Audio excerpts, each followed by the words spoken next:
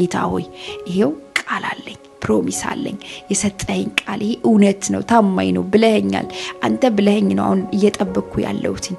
አባ እርዳኝ ጌታ ሆይ እያላችሁ መጸለይ፣ በዛ መቃተት ወዳጆቼ እግዚአብሔር የተናገረውን ነገር እንዲያስብ እንዲያስታውስ ደግሞ ዝግጁ እንደሆናችሁ። ምክንያቱም እግዚአብሔር ያለንበትን ያውቃል። በእውነት እግዚአብሔር ያለንበትን ያውቃል። ኢዮብ እንደዚህ አለ፣ እግዚአብሔር የማልፍበትን ምን ይላል ያውቃልና አለ። እግዚአብሔር የምናልፍበትን ነገር አያውቅም ማለት አይደለም። ዝም ሲል እግዚአብሔር የምናልፍበትን አያውቅም ማለት አይደለም። የምናልፍበትን ነገር ያውቃል። ነገር ግን አንድ ነገር ግን ይፈልጋል እግዚአብሔር፣ በፊቱ እንድንሆን ይፈልጋል፣ እንድንመላለስ ይፈልጋል። ልጅ ስለሆንን የልጅና የአባት ኮሚትመንት ያስፈልጋል፣ ሪሌሽንሺፕ ያስፈልጋል። ስለዚህ ያንን ስለሚፈልገው እግዚአብሔር ከምንም ነገር በላይ እኛ ከሰራነው ስህተት፣ እኛ ከሰራነው ኃጢአት፣ እኛ ከሰራነው በደል በላይ እግዚአብሔር አንድ ነገር በህይወታችን ላይ ይፈልጋል። ምን ስትለኝ ሪሌሽንሺፑን ይፈልገዋል እግዚአብሔር። ሻሎም የተወደዳችሁ የግሬስ ኦፍ ጋድ ፋሚሊዎች እንዴት ናችሁ? ጌታ ይባረክ። እህታችሁ ሄቨን ነኝ። ኢየሱስ ክርስቶስ ለዘላለም ጌታ ነው። እንግዲህ በጣም አንዳንድ ጊዜ ጸሎታችን ይዘገያል፣ መልሳችን ይዘገያልና ከዛ የተነሳ በጣም እንዝላለን፣ እንደክማለን፣ እንናደዳለን። በቃ ብዙ ሰው እንዲጸልይልን እንፈልጋለን። አብሶ አገልጋይ በጣም ብዙ አገልጋዮች እንዲጸልዩልን እንፈልጋለን ማለት ነው። መጥፎ አይደለም፣ ጥሩ ነው። ግን ደግሞ አንዳንድ ነገሮቻችንን ደግሞ የምናስለቅቅበትን ዘዴ ነው ዛሬ የማሳያችሁ። ጌታ ይመስገን፣ አሜን። ኢየሱስ ጌታ ነው። ምክንያቱም እግዚአብሔር እኛ ልጆች ስለሆንን ልጆቹ ስለሆንን እግዚአብሔር ይረዳናል። ስንጮህ እግዚአብሔር ጮታችንን የሚመልስ አምላክ ነው። ጩኸትን የሚሰማ አምላክ አለ። ወደኔ ጩህ እኔም የማታውቀውን ኃይለኛና ታላቅ ነገር አሳያለሁ ብቻ ሳይሆን እግዚአብሔር ወደኔ ጩህ ሲል በማንኛውም ነገር ነው። አሁን የማናውቀውን ነገር ለማየት ብቻ አይደለም የምንጮህ። ባይዘው ያ ክፍል እሱም ብቻ አይደለም የሚለው፣ በነገሮች ሁሉ እንድንጮህ መጽሐፍ ቅዱሳችን ያሳየናል ማለት ነው። ምክንያቱም ከጩኸት በኋላ ጩኸት ምንድነው? ጸሎት ነው። ጩኸት ማለት ወደ እግዚአብሔር መሮጥ ማለት ነው። አንድ ሰው ወደ ሰው ሄዶ ሲጮህ ሰው ይረብሻል። ወደ እግዚአብሔር ሲጮህ ግን መልስ ያገኛል። አሁን ጩኸት ማለት መረበሽ ማለት ሳይሆን ጩኸት ማለት ጌታ ሆይ የት ነው ያለህ? ወዴት ነህ? እየተባለ የሚጮህ ነውጥ ጎረቤት እስከ በቃ ውጣልኝ እስኪል ድረስ የምትጮህ ጩኸት አይደለም። ግን በእግዚአብሔር ፊት እግዚአብሔር የገባላችሁን ፕሮሚስ፣ እግዚአብሔር የሰጣችሁን ትንቢታዊ ቃል፣ እግዚአብሔር የገባላችሁን እውነት፣ በቃ እግዚአብሔር የገባልሽ ቃል ኪዳን አለ በህይወትሽ ላይ የተናገረሽ ነገር አለ አይደል? ዘግይቷል እሱ። ስለዚህ እሱን ቃል ይዘሽ መጮህ አለብሽ። በእግዚአብሔር ፊት መውደቅ ማለት ነው። በእግዚአብሔር ፊት ጊዜ ማጥፋት ማለት ነው። ከተቻለ በጾም ጸሎት። መጾም የማትችሉ ሰዎች ካላችሁ ደግሞ በጸሎት ራሱ የእግዚአብሔርን ቃል ሜዲቴት እያደረጋችሁ ወደ እግዚአብሔር መቅረብ። ጌታ ሆይ ይሄው ቃል አለኝ፣ ፕሮሚስ አለኝ፣ የሰጠኝ ቃል ይሄ እውነት ነው፣ ታማኝ ነው ብለኸኛል። አንተ ብለኸኝ ነው አሁን እየጠበቅኩ ያለሁትኝ። አባ እርዳኝ ጌታ ሆይ እያላችሁ መጸለይ፣ በዛ መቃተት ወዳጆቼ እግዚአብሔር የተናገረውን ነገር እንዲያስብ እንዲያስታውስ ደግሞ ዝግጁ እንደሆናችሁ። ምክንያቱም እግዚአብሔር ያለንበትን ያውቃል። በእውነት እግዚአብሔር ያለንበትን ያውቃል። ኢዮብ እንደዚህ አለ፣ እግዚአብሔር የማልፍበትን ምን ይላል ያውቃልና አለ። እግዚአብሔር የምናልፍበትን ነገር አያውቅም ማለት አይደለም። ዝም ሲል እግዚአብሔር የምናልፍበትን አያውቅም ማለት አይደለም። የምናልፍበትን ነገር ያውቃል። ነገር ግን አንድ ነገር ግን ይፈልጋል እግዚአብሔር፣ በፊቱ እንድንሆን ይፈልጋል፣ እንድንመላለስ ይፈልጋል።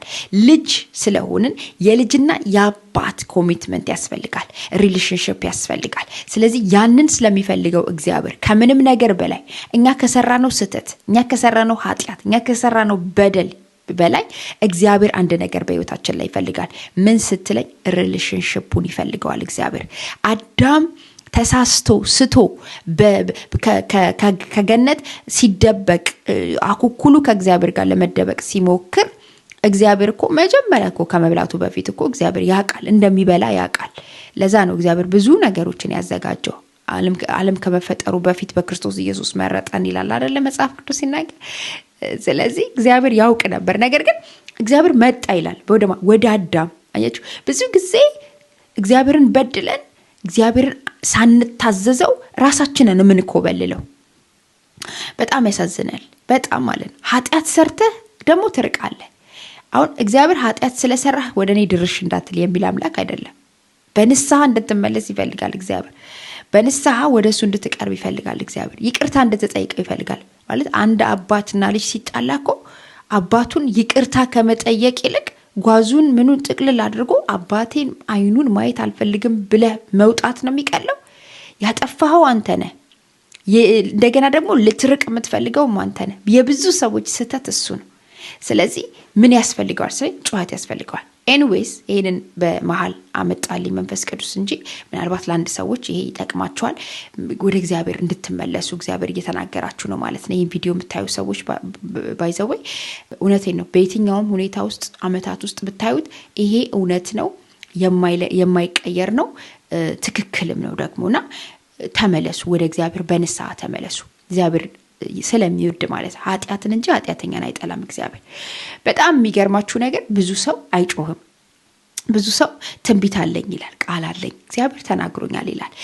ግን ያንን ቃል ግን ተንበርክኮ እግዚአብሔርን አይነግረውም፣ አያስታውሰውም።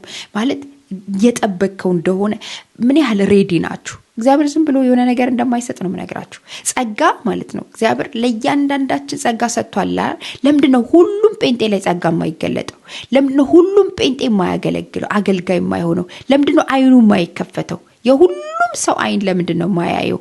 መናፍስቶችን ለምንድነው የማይለየው? ለምንድነው አጋንንት የማያወጣው? ለምንድነው ፈውስ የማያልፈው? ለምንድነው የእግዚአብሔር ቃል መገለጥ በህይወቱ ላይ የማይመጣው? ሬዲ አይደለም። ብዙ ሰው ሬዲ አይደለም። ስለዚህ እግዚአብሔር ለማን ነው የሚገለጠው? ለማን ነው እግዚአብሔር የሚሰጠው? ለማን? ሬዲ ለሆኑ ሰዎች፣ በፊቱ ለሚመላለሱ ሰዎች፣ ለሚጮሁ ሰዎች። እግዚአብሔር የሰነፍ አምላክ አይደለም ወዳጆች። ግን ስንፍናችንን ያግዛል እግዚአብሔር፣ ይረዳል፣ ጥበብ ይሰጠናል። ለምሳሌ እኔን ተጠቅሞ እግዚአብሔር ለናንተ ምን እያደረገ ነው? እንድትነቁ እያደረጋችሁ ነው። እንድትነሱ እያደረጋችሁ ነው። አችሁ ዛሬ እግዚአብሔር ምን እያለኝ ነው ካልሽኝ፣ ጩሂ እያለሽ ነው። ያስሹን ትንቢት ይዘሽ አባ ይሄን እናረጋለሁ ብለኸኛል፣ ታገለግለኛለህ ብለኸኛል፣ ጸጋ ባንተ ህይወት ላይ አመጣለሁ ብለኸኝ፣ አይንሽን እከፍታለሁ ብለኸኛል፣ ቤት ሰጥሻለሁ ብለኸኛል፣ ትዳር ሰጥሻለሁ፣ ልጅ ሰጥሻለሁ ብለኸኛል። ጌታ ሆይ ይሄው እኔ ደግሞ በፊትህ አለሁ፣ እኔ ዝግጁ ነኝ ጌታ ሆይ። ዩሲ ኢየሱስ ጌታ ነው። ጩኸት ማለት እሱ ነው ወዳጆች። በምን አይነት መንገድ እንደሚገባን አላቀመጩ። ግን ጩኸት ማለት ትንቢትህን እያሰብክ ተኛ ማለት አይደለም። ትንቢትህን በቃ በየሄድክበት ሁሉ ኧረ እኔ ተስፋ ቃል አለኝ እባክህ ምናምን እያለ ማውራት አይደለም። አሜን። ኢየሱስ ጌታ ነው። የተስፋ ቃላችሁ ወደ እናንተ እንዲመጣ ትፈልጋላችሁ? አንድ ከብሉይ ኪዳን ላይ አንድ ላሳያችሁ። ታስታውሳላችሁ? የእስራኤል ልጆች እግዚአብሔር ዘፍጥረት ምዕራፍ 15 ላይ ቃል ገባለት ለአብርሃም። አሜን። ኢየሱስ ጌታ ነው። ትውልድህን ምን ላሉ አስባለሁ አለው እግዚአብሔር። በባርነት ምን ይላሉ? ወደ ሰው ሀገር ይሰደዳሉ፣ ይሄዳሉ። ነገር ግን እኔ ግን ምን እላለሁ አስባለሁ። ዘፍጥረት 15:13 ላይ እንደዚህ ይላል። አብርሃምም አለው ዘርህ ለእርሱ ባልሆነች ምድር ስደተኞች እንዲሆኑ በእርግጥ እወቅ፣ ባሪያዎች አድርገው 400 ዓመት ያስጨንቋቸዋል። እግዚአብሔር ያለው 400 ዓመት ነው። እነዚህ ሰዎች ግን 430 ዓመት ነው የፈጀባቸው። አያችሁ? ለምንድነው እግዚአብሔር 400 ዓመት ላይ ለምንድነው ያላወጣቸው እነዚህ ሰዎች? ለምንድነው 430 ዓመት ለምንድነው ኤክስትራ የተጨመረው ትንቢቱ ላይ ስትለይ፣ እነዚህ ሰዎች አልጮሁም ነበር። ዛሬ እስከምትጮህ ድረስ እግዚአብሔር እየጠበቀሽ ነው። ዛሬ እስከምትጮህ ድረስ እግዚአብሔር ለምን ተነስቻለሁ አለ እግዚአብሔር።